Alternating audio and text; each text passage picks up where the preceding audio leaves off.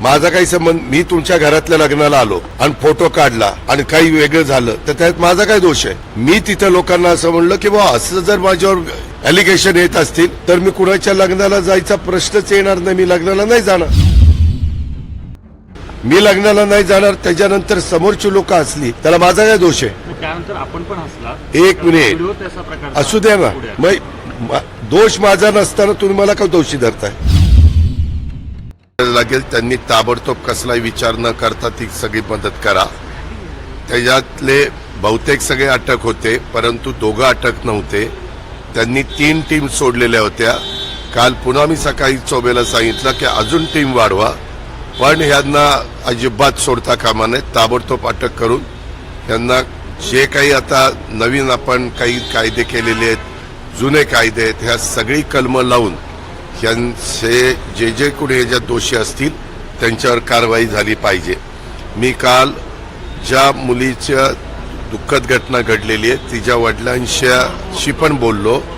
आज मी माझे कोल्हापूरचे कार्यक्रम करून ज्यावेळेस पुण्याला जाईन त्यावेळेस मी संध्याकाळी त्यांच्या घरी भेटायला पण जाणार आहे. माझे इतर पण सहकाऱ्यांना मी पाठवलेलं होतं आणि हे दोघांचं लव्ह मॅरेज झालेलं होतं, परंतु आता तो विषय काढून उपयोग नाही. त्यांनी जरा जरी त्या मुलीनं कधी मला सांगितलं असतं किंवा दादा इथं मला असा असा त्रास होतो, तर ताबडतोब आपण पुढच्या ज्या काही ॲक्शन घ्यायच्या त्या घेतल्या असत्या.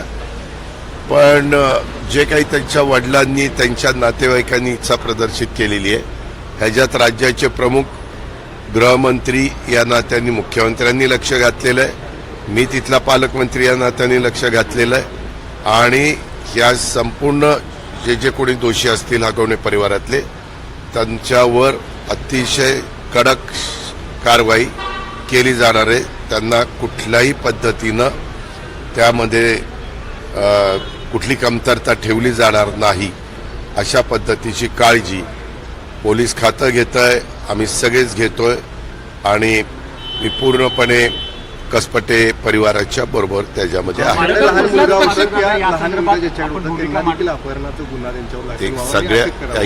सगळ्या गोष्टी केलेल्या आहेत.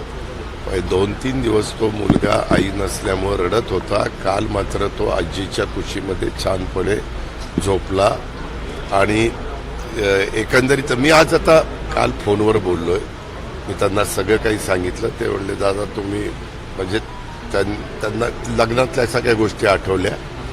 त्यांनी पण मला बोलून दाखवलं तुम्ही तो विषय काढलेला होता आणि आज रात्री गेल्यानंतर मी त्यांच्याशी पुन्हा बोलून त्यांना हे जे काही सापडत नव्हते, आपला पोलीस यंत्रणा एवढी सक्षम आहे, कुठेही पाताळात जरी लपला तरी आपण पकडून काढू शकतो, अशी म्हणण्यामागचा उद्देश आहे. कुठलाही पक्ष असेल, कुठलाही नेता असेल अशा पद्धतीचे कृत्य करायला सांगत नाही किंवा कुठलाही म्हणत नाही, तरी देखील अशा कृत्यामुळे एक मनस्ताप होतो नेत्यांना. मनस्ताप होतो. तुम्ही काही चॅनलवाले बघा, हे अजित पवारांनी असं, अरे अजित पवारांचा काय संबंध आहे? माझा दुरान्वय पण संबंध नाहीये, फक्त पक्षाचा तो कार्यकर्ता होता. मग आम्ही काही कार्यकर्ता, उलट तुम्ही पत्रकार मित्रांना सगळ्यांना माझ्या ह्याच्याबद्दलचे मत किती स्पष्ट आहेत, माझे विचार किती स्पष्ट आहेत हे सगळ्यांना माहिती आहे. आणि मी जर कुणी जवळचा असो लांबचा असो त्याचा विचार आपण करत नाही. कायदा सर्वश्रेष्ठ आहे, प्रत्येकाला सन्मानाने जगण्याचा अधिकार आहे आणि त्याच्यामध्ये अशा प्रकारच्या लग्न झालेल्या ज्या मुली असतात त्यांच्या बाजूने तर अधिक आपण कडक कायदा केलेला. ही बाब गंभीर आहे, बरोबर आहे. काल तुम्ही म्हटलात की लग्नाला जाणं माझा काय दोष आहे. माळेगावच्या सभेत मात्र आपण जी भूमिका मांडली त्याच्यानंतर तिथं हास्य विनोद रंगला. इतकं गंभीर प्रकरण असताना अशा प्रकारे नाही, एक मिनिट, तुम्हाला साधं कळतं का?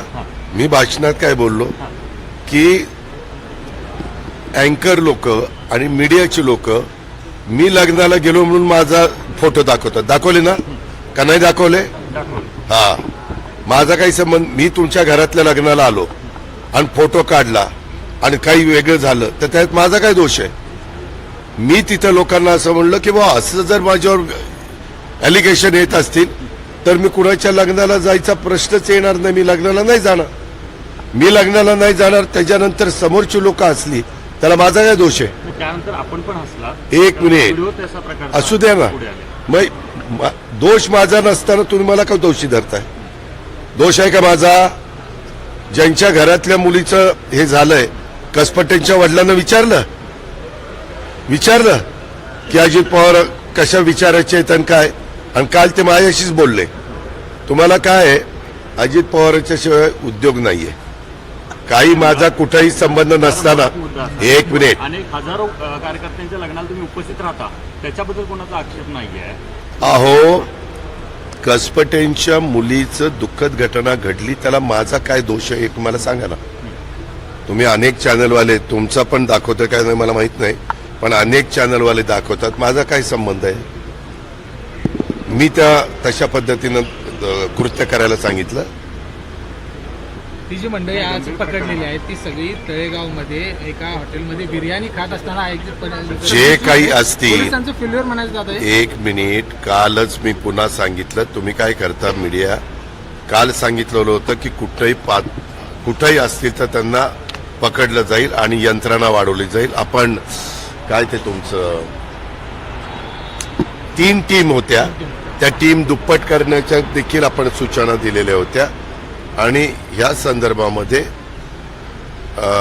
पोलीस रिमांड पर पीसी पण वाढलेली आहे, कोर्टाच्या पुढे हजर केल्यानंतर आतापर्यंत अटक केलेल्यांना सगळ्या गोष्टी. आणि अजून पण आहे, त्यांच्या घरात अजून एक सून आहे, तिला पण आम्ही पोलिसांना सांगितलं की तिलाही विचारा की काय नक्की होतं काय नाही.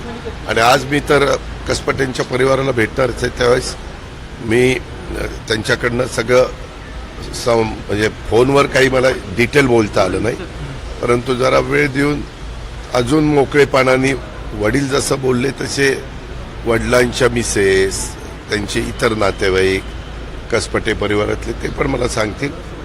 आणि तुम्हाला कालही माहिती आहे की सीएमच्या पण सक्त सूचना आहेत, माझ्याही सक्त सूचना आहेत. त्याच्यामध्ये कुठल्याही पद्धतीनं हे म्हणजे घटना घडताच कामा नये. मुलींनी एक केलं पाहिजे. माझं सगळ्या मुलींना आव्हान आहे, ज्या वधू म्हणून कुठल्या फॅमिलीत जातात, की जरा जरी त्यांना डाऊट आला आणि त्यांनी जर तक्रार केली तर ताबडतोब कारवाई त्या ठिकाणी करता येऊ शकते. आणि इथपर्यंतची वेळ तुमच्या माझ्या घरातल्या मुलींच्यावर येणार नाही.